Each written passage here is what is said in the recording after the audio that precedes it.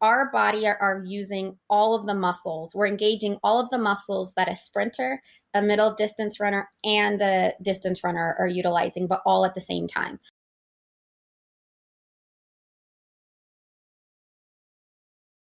How do you race walk?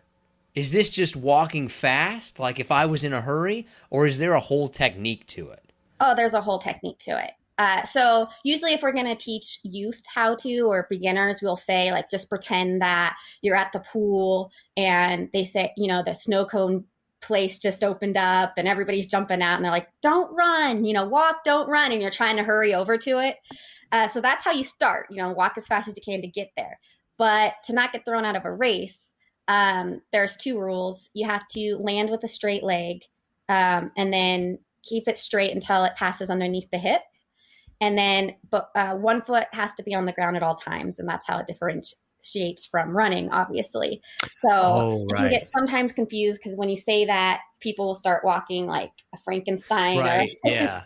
And that's where I like to just incorporate the dance. If you're thinking of a merengue, you land with the straight leg, drop that hip, let it pass as you're pulling that back, your other leg through, and then you can bend that last one as you're straightening the other one. And then that's how you get that smoother rhythm. It seems like a sport that would be easy for somebody to cheat. No.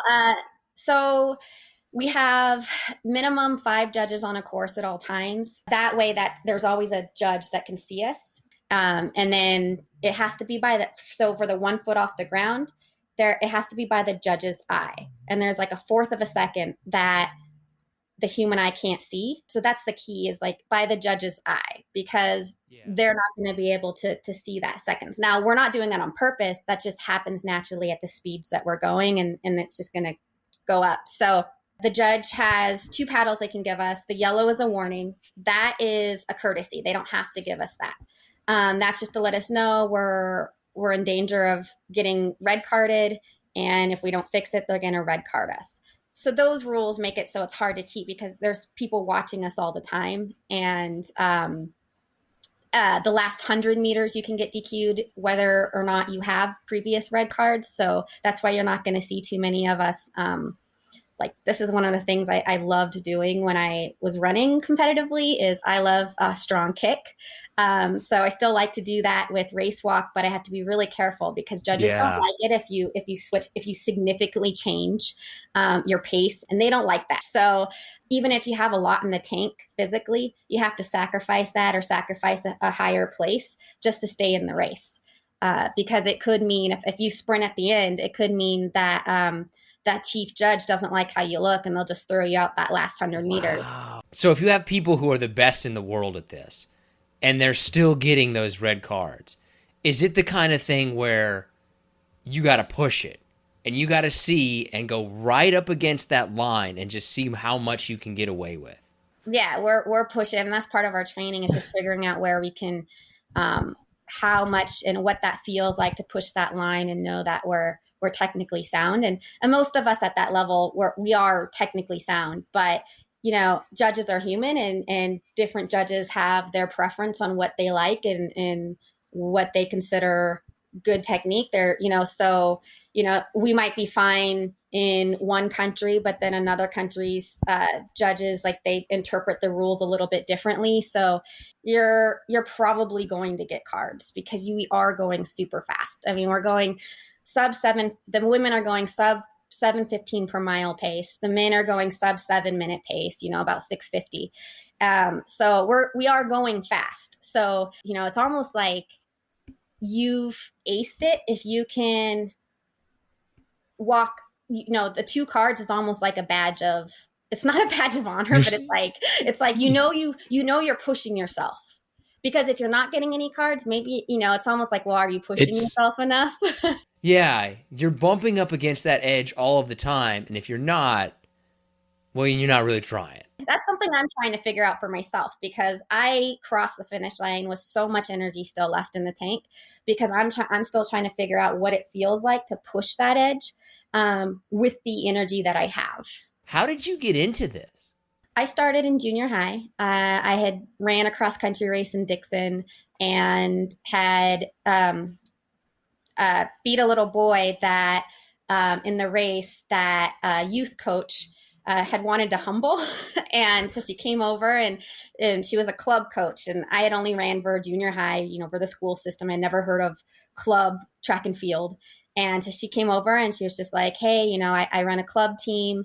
I'd love for you to join. If you stick with me, I believe that you have enough talent that you could make an Olympic team and even get into any college that you could ever dream of. And since it's a club team, they participate all those events, are going to have all of the events that are in the Olympics. So she would teach all of her athletes every single event that's in the Olympics. So all of us learn throwing, all of us learn race walk, all of us learn, the only two that she couldn't teach us was hammer throw and pole vault because there was no access to the items. Oh, and steeplechase because there was no steeples. So putting all humbleness aside, what makes you good at it?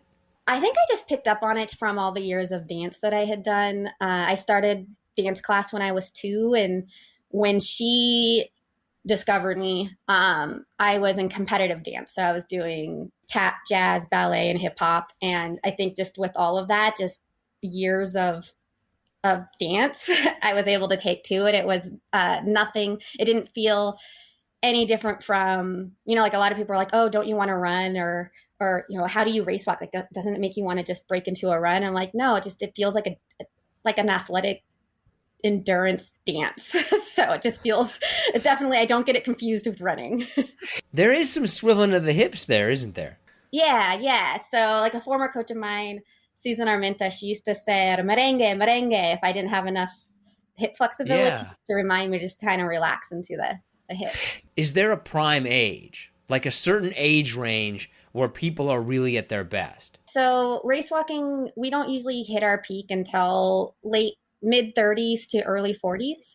I took a few years off from the sport. I retired in 2004, came back in officially 2016. And what encouraged me to come back was I had learned that one of the Olympians that I had watched, I didn't realize she had made her Olympic debut at 42. What is it about race walking? Like, why can people compete so late in their life, athletically speaking? Because it's low impact. And so the body can handle a lot more and recover faster. Are you ready for some harder / listener submitted questions? Sure. Is there trash talking in race walking? Oh, probably. More on the men's side, I believe. The women are more, we just focus on what we need to do. So we're either going to be friends or we're just in our own little, we just kind of keep to ourselves on race day. But the men definitely like to have like playful banter with each other. And can you spot a good race walker in public? Like if you see somebody walking to try and catch a bus. Oh yeah, totally. That's how a lot of us race walkers who ended up in the sport got, headhunted as, a coach saw us or someone saw us and thought, oh, you would make a great race walker. I see it all the time when we're training out on the trails and the bike trails. Sometimes kids or other people will try to mimic it or try to, go along with us. And there are times where I'm like, wow, actually, that's really good. You're doing pretty good there. Like, you're doing pretty well. Can you make a living off of this? Like just earn a living doing nothing but race walking? You can, a very humble living, very humble. So like the average that we might make is at most, not average, the most that we might make is $25K. So it's really humble. You couldn't live in Silicon Valley on it. The highest paid American race walker was John Nunn, and that's because he worked for the Army. So he actually was a salaried walker. What would be your top speed? Like the fastest you can go? We don't normally race anything faster than a mile. And once we hit the elite level, it's not often we're going to be doing anything less than the 3K, like 2 miles. But there is like once a year, there's the Melrose Games where we'll do a mile. And so that's the only thing I can judge off of. Yeah. The fastest that a male has gone is a 5:31, and the fastest a woman has gone is 6:18. That's like 10 or 11 miles an hour. And if I go to the gym and try to like walk at 3 miles an hour, I feel like I'm moving. Oh yeah, we can go pretty quick. I mean, so what's interesting for a lot of like when so our body are using all of the muscles. We're engaging all of the muscles that a sprinter, a middle distance runner, and a distance runner are utilizing, but all at the same time. And then our turnover is as quick as it about a like between a 400 and an 800-meter runner. So actually, a lot of sprinters race walk really well. A lot of sprinters like take to it quickly. Oh, just because of the turnover ratio. Yeah. Hmm. Do you generally walk fast everywhere you go? I'm told I do. I never really noticed, but I'm short, so my dad always seemed super tall to me because he's 6'1", and so when we would go camping and hiking, we do a lot of camping and hiking growing up. I was always constantly trying to keep up with him because I talk a lot and I'm trying to, tell him my story and I Yeah. couldn't keep up with him. So my best friend Ashley, she always just she'll laugh about it because she's shorter than me. And people are always like, why do you walk so fast? And she's like, well, my best friend is a professional race walker, and I'd always have to try to keep up with her in the hallways in high school. So I think the key is like, if you're around someone taller than you, I think you're just going to naturally be a faster walker everywhere because you're just trying to keep up with the taller walkers. So I'm told I walk pretty fast. I know I get really annoyed when I'm in the shopping, the grocery store and like, oh, yeah, I can't. It's a big pet peeve. Oh, that would be so awful if you were walking in a crowd. I can't stand crowds if they can't walk fast. I don't like the idly, especially the packs that walk in like groups of 5 or 3, Oh, and then they're all yeah. on their phones and they're just walking super slow. And it's like, can you walk single file or learn how to walk faster? Where do you think race walking ranks in terms of coolness? Like, if this was Olympic high school, where does race walking sit there? In my mind, or where do they actually rank? Because they rank pretty low in most people, unless you're from Japan or from Spain or from parts of South America or from Russia. Race walking is ranked pretty low, but I think it's because a lot of people, most people don't understand what's going on. And once you understand what's going on, it's really fascinating and it's really interesting. And that's why I've gained a new appreciation for baseball, because I used to think baseball was super boring. And I'm like, how can people think race walks boring when people watch like 4 hours of this, just people standing around on a field? I also think that with race walk, uh, at the elite level, I mean, since we're using all the muscles of like a sprinter, middle distance, and distance runner, our build is going to be similar to a dancer or I used to get mistaken for a gymnast when I was younger. And I just think that like the musculature is just really aesthetically beautiful. And when you see it done right, it's gorgeous. Who is the Michael Jordan slash LeBron James of race walking? Like the best race walker ever. In my eyes, it's going to be Jesus Garcia of Spain, because like he is the true goat of race walk, because in my eyes, because I mean, some people would argue that it's Jefferson Perez.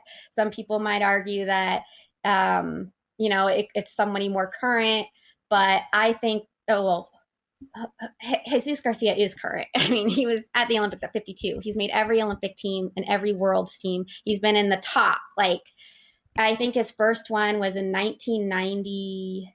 Oh, no, I think it was 1991 or whatever. But I mean, he's been doing that ever since. And he's always in the top 30, like now, because he's in the top 30 now. But back then it was like the top 8. I mean, I just think he's remarkable. I mean, he's just incredible.